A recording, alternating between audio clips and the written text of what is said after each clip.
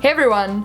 So today I'm here to review the Tarte Skin Twinkle Lighting Palette. It released with the new Rainforest of the Sea collection, and I'm pretty sure that all the products are permanent. It retails for $42 US, $50 in Canada, and contains 0.49 ounces of product in total. It is said to be a highlighting trio palette with 3 universal shades for strobing and perfecting. The packaging is a slim metallic gold plastic compact with a blue water design on the front. It also features a standard snap closure and opens to reveal a mirror. Despite the claim that this palette will flatter all skin tones, while it will suit a wide variety of people, it would have been nice to see the brand release 2 different versions of it, one geared more towards light to medium skin tones and one geared more towards tan to deep skin tones.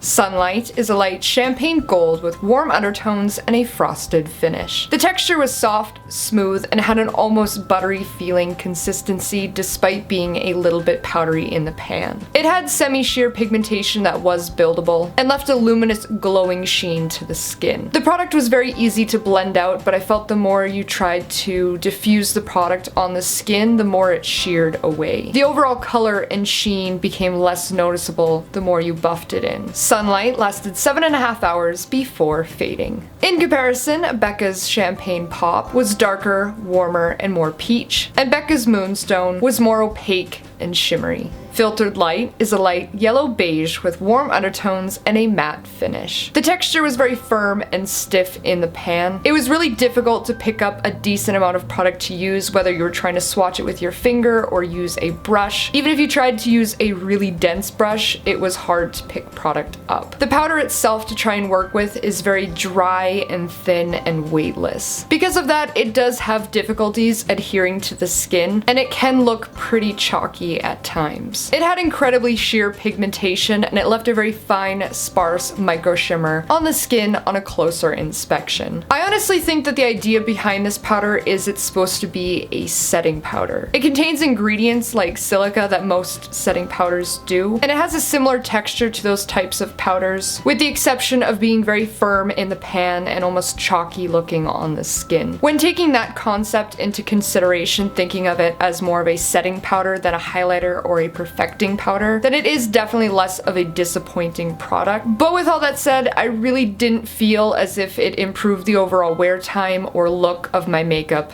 at all. Moonlight is a light to medium peach gold with warm undertones and a frosted finish. The texture was once again very soft and smooth and had an almost buttery feel to it. It had nice color payoff, it was much stronger than the other shade in the palette, and it was also a much stronger finish. It also blended out on the skin effortlessly without emphasizing the look of pores or imperfections. Moonlight lasted 7.5 hours before fading. In comparison, Becca's Champagne Pop was darker, more opaque, and shimmery. Becca's Opal was darker, more bronze and shimmery, and NYX's Nectar was darker, more peach, and less frosted. And in case any of you are wondering, I am wearing both of the highlighters mixed together on my face today. So overall, this was a mildly disappointing product, especially for the price. While the highlighters had a texture that was very easy to work with, they had nice performance and left a very luminous, glowing sheen. The perfecting powder was really difficult to use, and it left the skin looking chalky where you had applied it. It really left me wishing that the brand would have made this palette strictly highlighters, or released the highlighters for sale individually, because the highlighters are beautiful. They're really nice to work with. It's just that disappointing setting powder